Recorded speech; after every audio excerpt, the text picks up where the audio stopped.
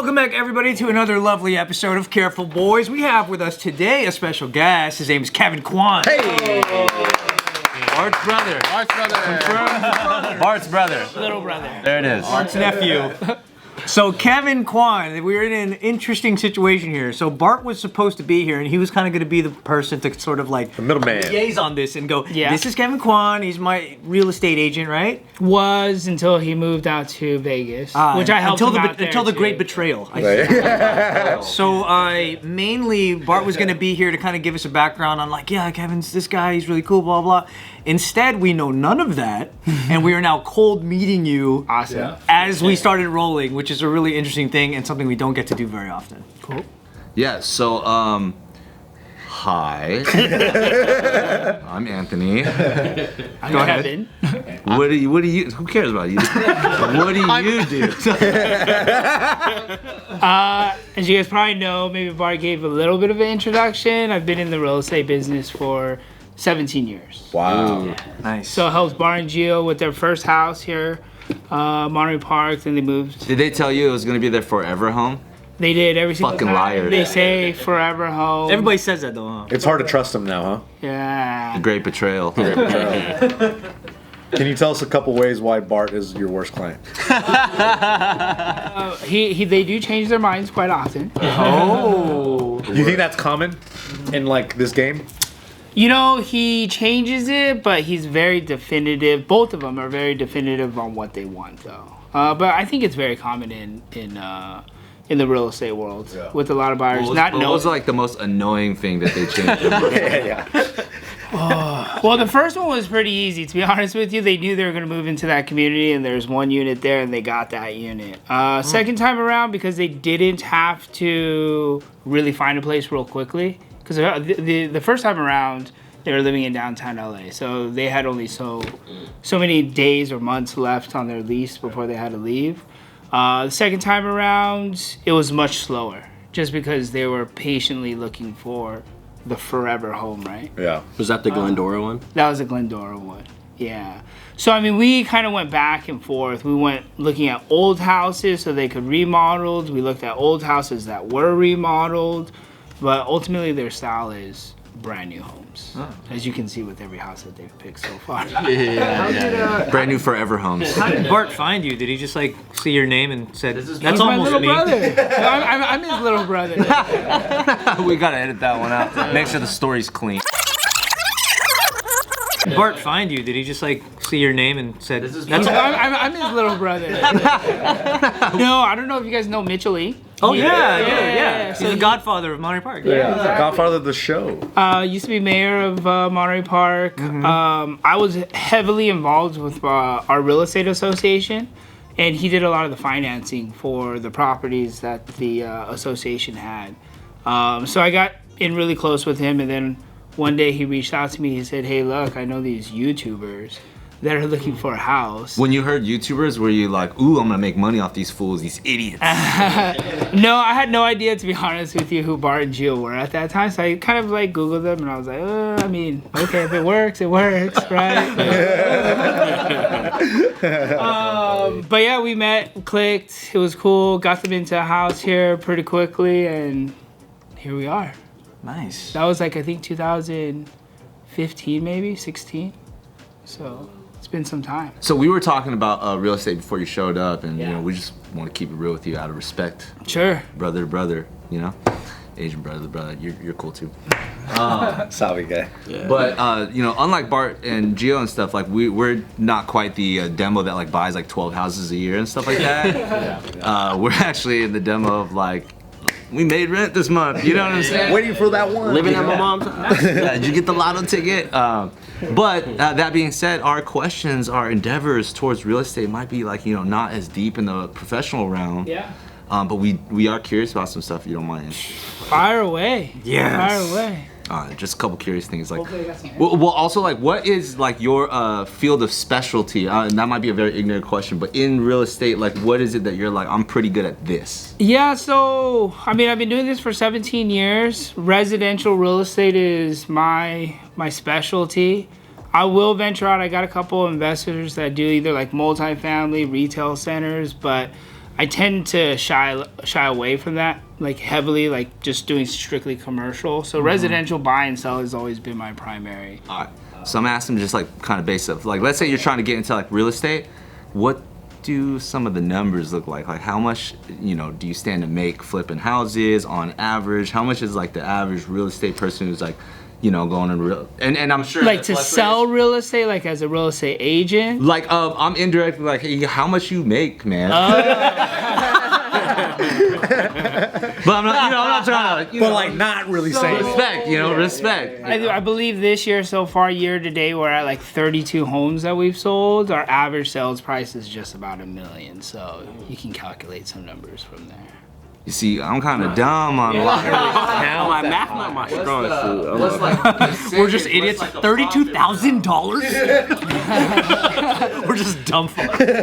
It'll probably range, depending on the deal. 2 to 3% is typically what our take home. Our average commission is about $20,000 per transaction. Yeah. Per house. And when you say "our," how many people are in your company? In my company, so I built a team. I have 2 sectors. I have my real estate office, which we have real estate agents doing their own thing. I have a partner now at the real estate office because I've just always felt like the sales side is funner. Managing agents and managing people is not as fun. yeah, manage people suck. So just on my team alone, we have 3, including myself. So I run a really small, tight ship. I'm not into looking to build like these massive teams that you see out there where there's like 40, 50 agents. I might as well just go back to running a brokerage at that point. So really all I have is 3 people. I have a operations manager. I have a outside sales agent. I have myself. And then we have 2 other admins. One is a virtual assistant overseas that does all my marketing stuff. And the other one is what we call a transaction coordinator. So they take care of all the paperwork for every transaction. That's solid. You just said marketing overseas, as in like there's you get enough customers and clients from overseas that are. No, so they handle like all of our print marketing. They do a lot of our social media. Got it. Yeah. I understand. But they just happen to be Yeah, they happen to be I overseas. see. You ever had to fire agent because he was too much of a loose cannon? Didn't follow the books. Like he doesn't follow the rules, but he makes tons of sales. I had an old school agent. This was probably like good 10 years ago. I mean, he was a killer way back in the day before I really knew him. But he was just doing just crazy. Grabbing ass too much, huh? Yeah. Those guys. It's more Spain. See, now I'm starting to see how Bart's your people. Yeah. Can you like after with all your experience now in home sales and stuff, can you almost like almost profile a demographic of people where you're like, this is kind of like a dumb first home buyer and we're gonna make hella money off this one? No, I wouldn't. He just totally steals from. Definitely come from an educational approach. Because that can So- come back at you in the future, huh? If you like. Yeah, because I mean, one, I'm not gonna try to sell something that somebody doesn't want. That's just not my style. When I see that they really like a property, then that's when I'll probably be a lot more aggressive. But is there somebody that's gonna be like easy picking? I mean, there's certain personalities throughout that you can kind of pinpoint, but I'm a firm believer you can't sell somebody something that they don't Okay. like. What if? But if there is something blatantly obvious that I don't want somebody to buy something and then regret it as well too. So I'm definitely going to point out the obvious, just because sometimes people do just get very hyped up. Very emotional, yeah. Yeah. Oh my God, this is it. And I'd be like, well, there's that right there. Are you okay with that? And You don't ever go like, hey man, calm down, and then you gotta make more wise decisions because you're too hype right now. You ever? definitely. I mean, you always got to point out, for me at least, you're pointing out the pros and the cons with any house, right? Like if you knew a house was pretty crappy, but the dude loves it, and he's like, I like this moldy smell. I love the asbestos. I like that there's missing a door and it's slanted. And he's kind of being a dick to you. And he's like, I want it now, Kevin. Now, man. Buy me this house. I mean, that hasn't happened to me because once you kind of rationale with some people, they're like, okay, this makes sense. You're right. Because Like, your job is also to kind of talk sense into. of course. I mean, purchases. like, and it really comes down to preference. There are certain things that I will love that certain people hate, and vice versa, right? Today's video is brought to you by Warby Parker. Parker. All right, I look kind of smart because I have these glasses on, right? But the cool thing about Warby Parker is I went on their website and I can try 5 glasses for free. They have a try on home kit. You could go ahead and pick all the 5 that you want to see. And I got these 5 right here.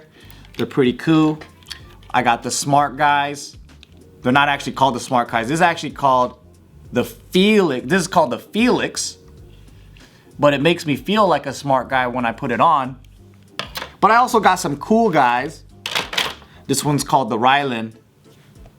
And for me, I wanted to do the try on home kit because I wanted to put it on first, see myself in the mirror, see if it works out, see if it fits the bridge of my nose, the profile, and all that stuff. Ask my friends and family, hey, what do you think? And then I can commit to the purchase. If I don't want to do that, I can send it right back. So Warby Parker offers everything you need for happier eyes. Eyeglasses, sunglasses, contact lenses, and eye exams. And you could shop with them online or in stores. Glasses start at $95, including prescription lenses. So try Warby Parker's free home try-on program, which I did with these 5 glasses. So order 5 pairs of glasses to try at home for free. There's no obligation to buy, it ships for free, and it includes a prepaid shipping label. Try 5 pairs of glasses at home for free at warbyparker.com/off-the-record. Like there's a freeway right behind. We literally just sold a house like a few weeks ago to somebody that bought a property where the freeway is literally behind. I mean, like. So it's loud as fuck. It's loud, but are you guys okay with it? Like, we live closer to the freeway now, so it's no problem. For me, I would probably say no. That's not something that I would buy. That sound would help me fall asleep, actually. The white noise. Little white noise. The call boxes on their Think wall. about the way you sing, bro. Exactly, no one can hear it. Even better. What's a, has there ever been a house that you gave up on? You're like, I can't sell this thing. It's been 2 years. Like there's a murder in it. Oh yeah. Oh. Or have you ever sold a house with a murder was in there? No, I've been in houses where there's definitely been suicide or there's been a murder inside. I mean, they don't feel. That's when you send the loose cannon. Haunted house. Wait. You said they don't feel right? Yeah, you can definitely feel the bad energy. A haunted house? Does that mean you sell it at a discount or you walk away? You can probably get it at You a should include discount. sage with the purchase. Exactly. Oh yeah, and a priest. So have you ever done that, like haunted houses or whatever? Like, Do you get that question? like a lot? when you hear about it? No. No,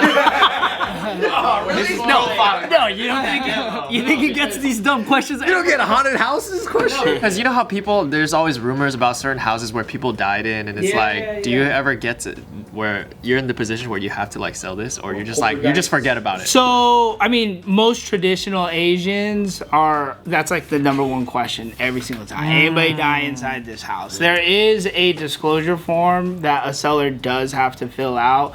And the question on there is going to state, has anybody passed away on the property, or has anybody died on the property in the past 3 years? It's like the literal word. Are the Asians asking because they're scared, or are they asking because they want a discount? It could probably be a little bit both. Most Asian people are probably asking that question because it's just one of their beliefs. Yeah. You know, I wouldn't, because if somebody did, then they're not buying the house. But do people want the discount? There are probably some people that I don't care. love that discount. Really? You would take a haunted Somebody house? down here? No. I gotta find another one. Sold a house and then they came back like, yo, you sold me a haunted house? No, I haven't had that happen before. Knock They on have wood. proof? Knock on wood. What happens in the situation where a seller goes, I want Kevin Kwan to sell my house, and then another realtor just comes snaking from the back and goes, you should go with me, don't go with Kevin. That shit happening? I'll get you done. He sells haunted houses. What do you do in that situation? Or can you do anything? So, I mean, we have contracts, right? So if like a seller hires me to sell their property, I am locked in, or they are locked in that contract with me for whatever that duration period. So basically, up until a contract signing is all. People Exactly. can shop around and stuff. Correct. But So I mean, you can go interview like 2 or 3 agents. I can't do anything about that. But when you sign that, piece of paper that basically says you're hiring me to represent you to sell the property, I mean, there is another thing for us real estate agents. We have what we call a code of ethics. So if another property is listed with another agent, I can't go knock on that door and be like, your agent sucks. Use me. You know what I mean? But I mean, obviously not you. But I gotta ask, like, what's some of the shadiest shit that a real estate agent I mean, Because there's so many right now. There are. I mean, yeah, because everybody thinks you can make money doing Yeah, this. Everybody's real estate. I think the joke in California is like 1 out of every 6 people have a real estate license, which is probably true. I think it's like 9 out of 10 Laker girls is a real estate. And personal trainers too. Yeah. But what was the question again? I was just asking. I got lost on the Laker girl part. What's just like the shadiest shit that might go down in real estate, or a real estate agent, or even like what should somebody like watch out Like, for? what are you warning us about? Yeah, I Once mean, we like, get it to the line? I personally believe, especially for all you guys that haven't bought houses, I personally believe in fair representation. I think if there's one rule that you could get rid of in the state of California, because they allow it, some states do not, is I personally believe that an agent representing the seller should not also represent the buyer in a transaction. And my correlation to it always is, if you would ever get into a lawsuit, like let's say, you know, you're going to sue me, you don't want to hire the attorney I'm hiring because you're going to talk to them about confidential things that you don't want maybe the other side to know. So that's like my biggest thing is, you know, having that like separation. But in terms of like shady stuff, I mean, there's definitely been times where I feel like, I mean, I haven't really well, there was one where we got into a situation where literally we showed the property and the agent was there, a guy on my team was there, and once when that happens, that typically is going to cover like you were what we call procuring cause to sell a house. The client had called the agent before, and what ended up happening was the guy kind of remembered and said, hey, look, like, you know, I know you saw the property yesterday. If you go with me, I'll make sure you get the deal done, right? So then I was like, well, one, that should be like off grounds. Like when you know that an agent has brought a buyer to a property, like you don't step over anybody's toes. But he did put the deal together. He ended up losing the case afterwards because I decided to say, hey, look, I have all the evidence over here. It's like, Nice. what do you want to do? So is that shady? Yeah, I would probably say that's shady. Plus, I firmly believe there's been situations where a seller doesn't receive all the offers that they could have gotten. That makes sense, actually. Right, well, because then they might have another offer that they were representing a buyer. I You see. get what I'm Yeah, saying? Because yeah. look, there's certain times when we submit offers and you're like, dude, we came in super strong, even during all this crazy market or even before all of that, and it just doesn't feel right. But sometimes it just happens, and then you look at the deal because we could see who represents who after the sale closes, and it's like that agent ended up double ending, and you're like, okay, that doesn't make sense. Wow. And it was at a price lower than what we had submitted. So Shady, did yeah. the seller even see that? And that's why it goes back to my whole. That's sad. I think that's why you should have fair representation. Dang. How often do you feel like that's happening? Like, I mean, it's a very small percentage, and like I think within the agent community, you kind of know who the bad apples are. You know what I mean? Consumers may not see it because they don't know too much about any it. first and last names you got for us out here? That I can't do, so unfortunately. See, that was a fourth wall moment. Do you personally enjoy watching shows like Selling Sunset? No, not at all. That's like boring to you, huh? Yeah, I mean, I just literally try to fast forward just to the properties. To the I think sale? The property, yeah, Close I think the the deal, properties man. are sick, but majority of them are all just built for the drama now. So. Ken had a question about property. Oh yeah, you ever watch this one website called propertysex.com? Why you gotta say it like that? Jesus. I gotta say it very clearly. No, we were just talking about it earlier. How like, have you ever gotten in a situation where like someone's trying to get a deal by like sleeping with you? Oh, That's a I'm not good one. I'm Jeez. not. Apparently, I'm not good looking enough because that hasn't happened to me. Or maybe your deal is just already so good. Yeah, see, 9 in every 10 Laker girls. She's like, why seduce him? I'm getting a steal.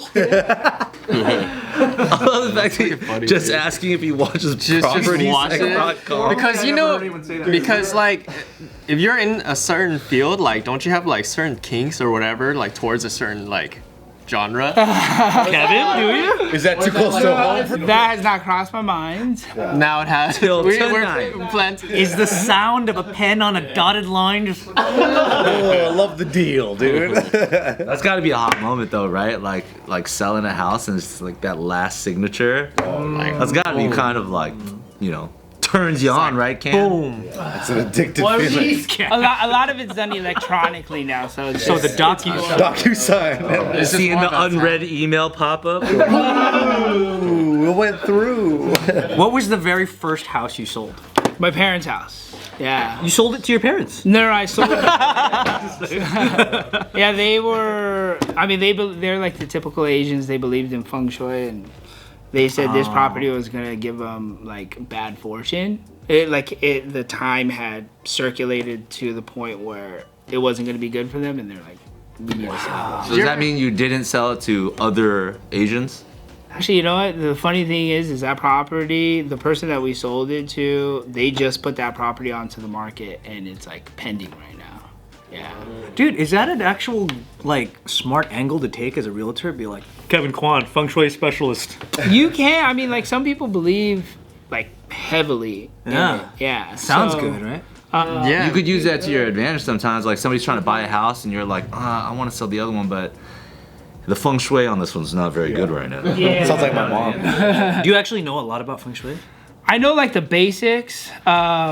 No, I'm not like a Feng Shui master. Hey, with your look, you could be a feng shui master. You could pivot if you wanted. I literally have no idea what feng shui means. That's what I'm saying. It's like you could tell him you're a master right now. He'd be like, "Oh shit, I know a it's master." crazy. The whole thing. It's like a what is it called? A pseudoscience. Where like it's not proven, but there's this whole like thing to Wait, it. where, did you like, just call feng shui pseudoscience? yes. Oh my god, you just lost your Asian card. Man, Well, I don't believe in it necessarily, but my parents believe in it, and they were like, they're super like heavy into it. Like certain things gotta face a certain way. The door width has to be a certain like thing. If it's off by an inch, then it's bad luck or whatever. Seem to know a lot about this pseudo. yeah.